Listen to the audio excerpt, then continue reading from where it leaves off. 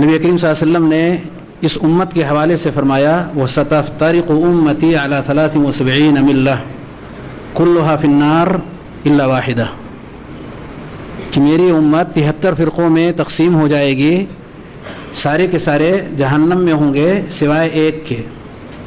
پوچھا گیا وہ کون سا ہے؟ آپ نے فرمایا مَا أَنَا عَلَيْهِ وَأَصْحَابِي، جس پر میں ہوں اور میرے صحابہ ہیں۔ عقیدے کے میدان میں جس پر نبی کریم صلی اللہ علیہ وسلم ہیں، آپ کے صحابہ ہیں۔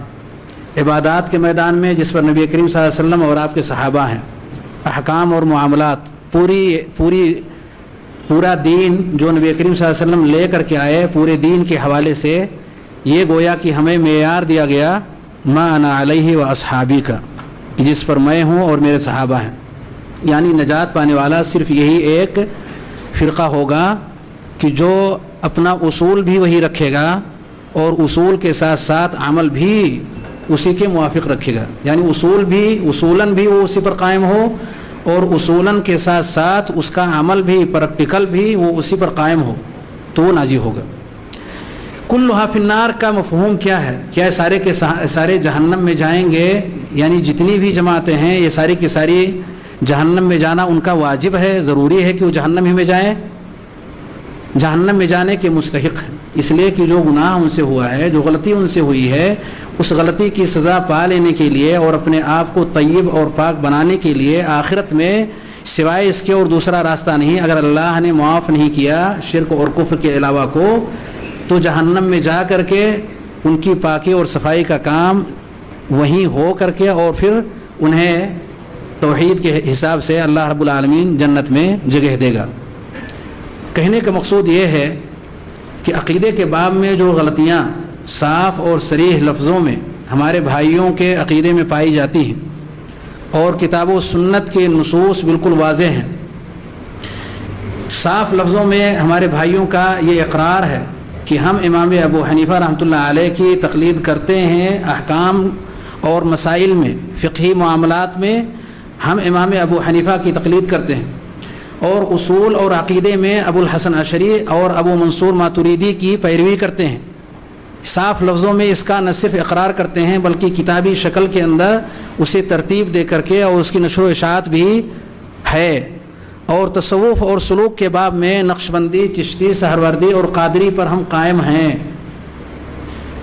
پہلا سوال، اس حوالے سے بات تھوڑی لمبی ہو رہی ہے لیکن میں وضاحت کے لیے میں نے وقت لیا ہے۔ پہلا سوال اس حوالے سے یہ ہے کہ امام ابو حنیفہ رحمۃ اللہ علیہ کی تقلید کا دم بھرا گیا لیکن پورے دین میں نہیں، دین کے ایک تہائی حصے میں، دین کے ایک تہائی حصے میں، اور وہ حصہ جڑ کی حیثیت نہیں رکھتا بلکہ وہ فرع ہے، فقہ ہے۔ جڑ کی حیثیت جو حصہ رکھتا ہے اس میں اشعری اور ماتریدی کو، یعنی امام ابو الحسن اشعری اور امام ابو منصور ماتریدی کو انہوں نے اپنے لیے پیشوا بنایا ہے اور انہی کے عقیدے پر اپنے آپ کو چلا رہے ہیں۔ یہ لوگ کب پیدا ہوئے؟ اگر آپ دیکھیں گے 333 ہجری میں ان کی وفات ہو رہی ہے ابو الحسن اشعری، اور 330 کے آس پاس میں یا 28 یا اسی کے آس پاس میں ماتریدی رحمۃ اللہ علیہ۔ یہ تقریباً 4 صدی ہجری میں ان کا انتقال ہو رہا ہے۔ ان کے عقیدے پر ہم قائم ہیں۔ ان کے عقیدے کو ذرا آپ دیکھیں کہ وہ کیا عقیدے ہیں، اور یہ المحند علی المفند نامی کتاب کے اندر یہ پورا عقیدہ ذکر ہے، اور اس کے علاوہ بھی کئی کتابیں ہیں جس میں ان عقائد کا ذکر کیا گیا ہے۔ ان عقائد کو آپ کتاب و سنت کے اوپر رکھیں اور خود امام ابو حنیفہ رحمۃ اللہ علیہ سے کریں کہ کیا یہ عقیدہ آپ کے عقیدے سے میل کھا رہا ہے، یہ کتاب و سنت کے عقیدے سے میل کھا رہا ہے۔ جس قدر یہ کتاب و سنت سے دور ہوگا اسی قدر یہ ضلالت سے قریب ہوگا۔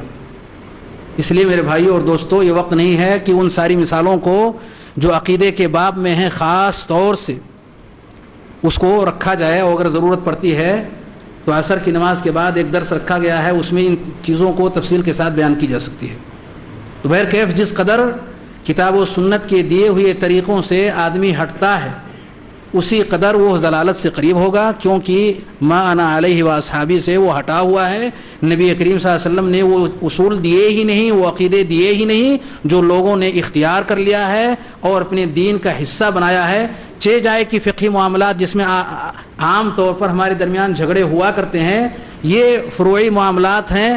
اصول اور عقیدہ جو ہے عام طور پر اس کو ذکر کیا ہی نہیں جاتا, اور ضرورت پڑتی ہے تو اس کو تفصیل کے ساتھ ذکر کرنا چاہیے تاکہ لوگوں کی جانکاری میں اضافہ ہو کہ یقیناً یہ گمراہی ہے, یہ ضلالت ہے, اس سے ہمیں دور رہنے کی ضرورت ہے, اور اس کے ساتھ ساتھ ہم نجات نہیں پا سکتے. اگر واقعی وہ شرک کے درجے تک ہے تو اللہ تعالیٰ اسے معاف نہیں کرے گا جانکاری کے بعد, اور اگر وہ شرک کے درجے سے کم ہے تو اللہ رب العالمین اگر اپنے فضل و کرم سے معاف کر دے, ورنہ جہنم میں اس کی سزا پانے کے لیے اس شخص کو جانا ہوگا. یہ کسی جماعت کے ساتھ خاص نہیں, جو بھی اپنا عقیدہ اور مسلک اس پر رکھے گا اور اس کے مطابق اپنی عملی زندگی ڈھالے گا اس کے لیے سزا ہے.